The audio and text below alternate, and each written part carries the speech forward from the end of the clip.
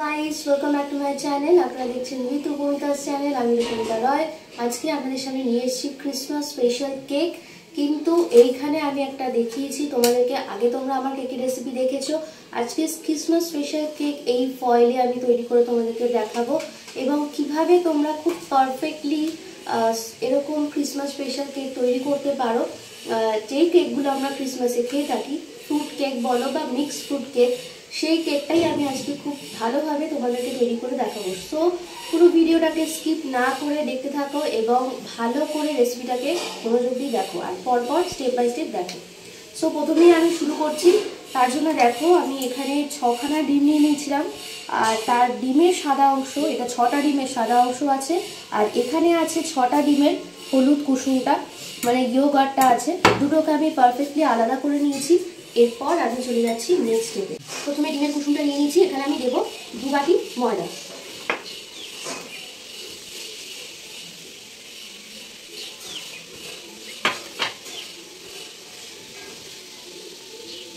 তারপর আমি দিয়ে দেবো এখানে গুঁড়ো দুধ নিয়ে নিয়েছি, আমুলের গুঁড়ো দুধ নিয়েছি, এটা আমি দিয়ে দিলাম। এটা হাফ বাটি আছে, পুরোপুরি 1 বাটি নেই। এটা হচ্ছে বেকিং সোডা। বেকিং সোডার পরিমাণটা খুবই কম লাগে, একদম দেখতে পাচ্ছ হাফেরও কম বেকিং সোডা আমি দেবো।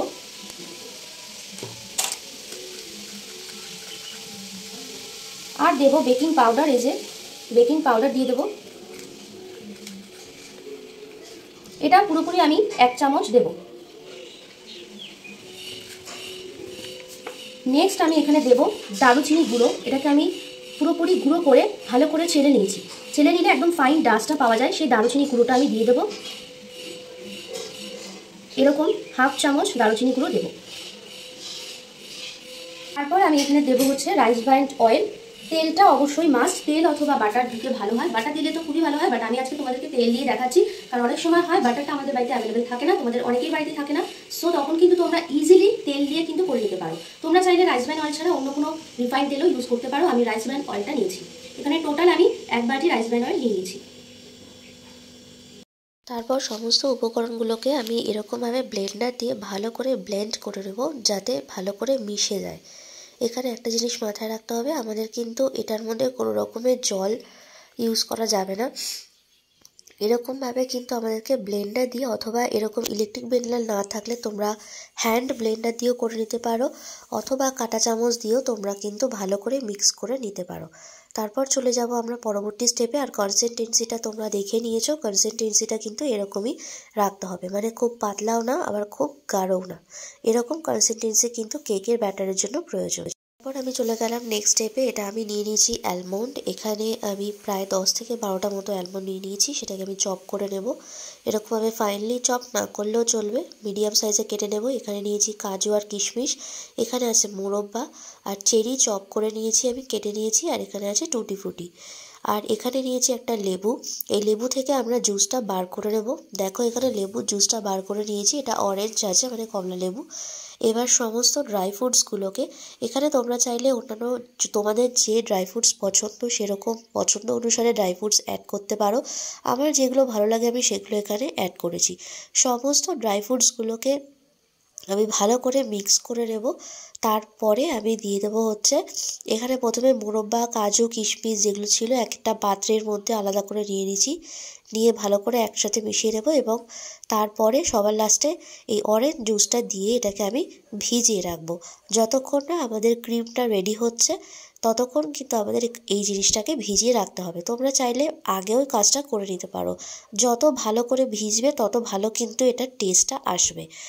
এখানে আমি টোটাল একটাই লেবু দিয়েছি। তারপর চলে যাচ্ছি আমি নেক্সট স্টেপে। এখানে আমি ক্রিমটা বানিয়ে নেবো, তার জন্য আমি ডিমের সাদা অংশটা নিয়ে নিয়েছি আর দিয়ে দিলাম ভ্যানিলা এসেন্স। এবার এইরকম ইলেকট্রিক বিটারের সাহায্যে আমি ক্রিমটাকে রেডি করে নেব। এই ক্রিমটা রেডি করার একটাই কারণ, তাহলে কিন্তু আমাদের কেকটা খুব সফট আর পুরোপুরি ফ্লাফি হয়, একদম সফট রেডি হয় আর খুব স্পঞ্জি হয়, খেতে কিন্তু টেস্টি হয়। আর এখানে আমি দিয়ে দেবো আইসিং সুগার, মানে চিনি গুঁড়ো করে নিয়েছি, এটা আমি বাড়িতেই তৈরি করে নিয়েছি। তোমরা চাইলে এই রেসিপি আমি আলাদা করে দিতে পারি। আইসিং সুগার তৈরি করা খুবই সহজ। অবশ্যই চিনিটা গুঁড়ো করার পরে কিন্তু আমাদেরকে একটু চেলে নিতে হবে।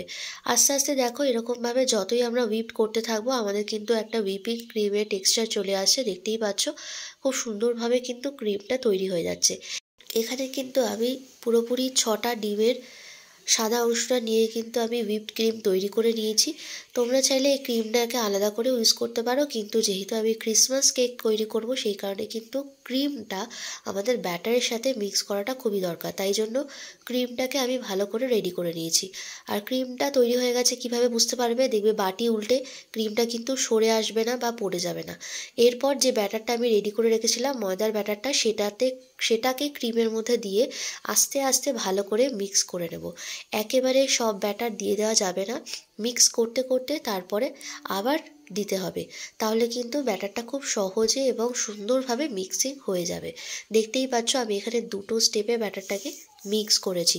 এখানে ফার্স্টে ব্যাটারটা দিয়ে দিয়েছি, তারপরে কিন্তু আমি সেকেন্ড ব্যাটারটা দিয়ে মিক্স করে নিয়েছি। সবার লাস্টে আমি ড্রাই ফ্রুটসগুলোকে দিয়ে দেবো। ড্রাই ফ্রুটসের আমি কিন্তু লেবুর জুসটা সমেত দেবো। সম্পূর্ণ ড্রাই ফ্রুটসগুলোকে দিয়ে ভালো করে আমি মিক্স করে নেব। এবং এই কাজটা খুব ভালো করে করতে হবে যাতে ড্রাই ফ্রুটসগুলো তলায় পড়ে না থাকে, একেবারে ব্যাটারের সাথে ভালো করে মিশে যায়। সবার লাস্টে যে কাজটা করতে হবে, এখানে যে অ্যালুমিনিয়ামের যে কন্টেনারগুলো নিয়েছি সেটার মধ্যে আমি অয়েল ব্রাশ করে দেবো। তোমরা চাইলে বাটারও ব্রাশ করে দিতে পারো, তাতে কোনো সমস্যা নেই। আর অয়েলটা ব্রাশ করে আমি এখানে দিচ্ছি। তারপর অয়েল ব্রাশ করা হয়ে যাওয়ার পরে আমি ব্যাটারটাকে অ্যালুমিনিয়ামের এই কন্টেনারের মধ্যে ঢেলে দেবো। এখানে পুরোপুরি কিন্তু ব্যাটারটাকে ভর্তি করা যাবে না, কিছুটা ফাঁকা রাখতে হবে। তোমরা দেখেই বুঝতে পারছো যে আমি কতটা ফাঁকা রেখেছি। ঠিক এই পরিমাণে কিন্তু আমাদেরকে ব্যাটারটা দিতে হবে, তা নাহলে কিন্তু যখন এটা বেক হবে তখন এটা ফুলে কিন্তু ডাবল সাইজের হয়ে যাবে। সেই কারণে কিন্তু এটাকে আমাদের কিছু অংশ ফাঁকা রেখে দিতে হবে। তারপর আস্তে আস্তে এরকম ড্যাব ড্যাব করে নেব, নিয়ে ওপর থেকে যে কোনো তোমাদের ইচ্ছা ড্রাই ফ্রুটস দিয়ে ডেকোরেশন করে নিতে পারো। আমার এখানে যে ড্রাই ফ্রুটসগুলো ছিল আমি তার কিছুটা বাঁচিয়ে রেখেছিলাম। তারপর দেখো আমি এখানে বসিয়ে নিয়েছি, অলরেডি আমার কড়াটা প্রিহিট ছিল। একটা কেক আমার হয়ে গেছিলো, আর একটা কেক আমি তোমাদেরকে বসিয়ে দেখালাম। ঠিক সেম প্রসেসে কিন্তু প্রত্যেকটা কেক আমি রেডি করে নিয়েছি। এই ব্যাটার দিয়ে টোটাল আমার 4টে কেক রেডি হয়ে গেছে। তোমরাও কিন্তু এরকম সুন্দরভাবে ব্যাটার রেডি করে এরকমভাবে ক্রিসমাস স্পেশাল কেক বানিয়ে নিতে পারো।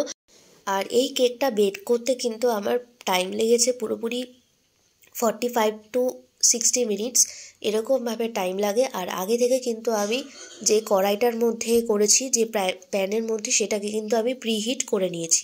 আর কেকের কালারগুলো দেখলেই তোমরা বুঝতে পারবে যে কেকটা বেক হয়েছে কিনা। আর একটা স্টিক দেখিয়ে তোমরা অবশ্যই দেখে নিতে পারো কেকটা পুরোপুরি বেক হয়েছে কিনা। যদি ক্লিন আসে তাহলেই কিন্তু কেকটা পুরোপুরি বেক হয়ে গেছে। আমার এই রেসিপিটা কেমন লাগলো অবশ্যই আমাকে কমেন্ট করে জানাবে। ভালো লাগলে একটা লাইক করে দিও। আর যারা আমার চ্যানেল নতুন দেখছো তারা প্লিজ আমার চ্যানেলটাকে সাবস্ক্রাইব করে দিও। আর যারা আছো তারা এইভাবেই আমার সাথে থাকো, পাশে থাকো, আমার ভিডিওগুলোকে দেখতে থাকো। দেখো খুব সুন্দরভাবে বেক হয়েছে, আর আমি তোমাদেরকে খুলেও দেখিয়ে দিয়েছি। একদম কিছু পুড়ে যায়নি, খুব সুন্দরভাবে এটাকে কিন্তু বেক হয়ে গেছে। আর কেকটা কিন্তু খেতে সত্যি খুবই টেস্টি হয়েছে। সো গাইস, এরকম করে তোমরা কিন্তু ক্রিসমাস কেক বাড়িতে বানাও, সেলিব্রেট করো ক্রিসমাস, সবার সাথে আনন্দ করো এবং ভালো থাকো। তোমাদের সাথে দেখা হচ্ছে আবার পরবর্তী ভিডিও নিয়ে ফিরে আসছি। ততক্ষণের জন্য তোমরা সবাই সুস্থ থাকো, ভালো থাকো, সাবধানে থাকো। আর অবশ্যই আমার চ্যানেলের সাথে থাকো। আর হ্যাঁ, আবার তোমাদেরকে মনে করিয়ে দিই, আমার চ্যানেলে যারা নতুন দেখছো তারা কিন্তু প্লিজ আমার চ্যানেলটাকে সাবস্ক্রাইব করে দিও। ঠিক আছে, শেষ করছি এখানেই। দেখা হচ্ছে খুব তাড়াতাড়ি। টাটা।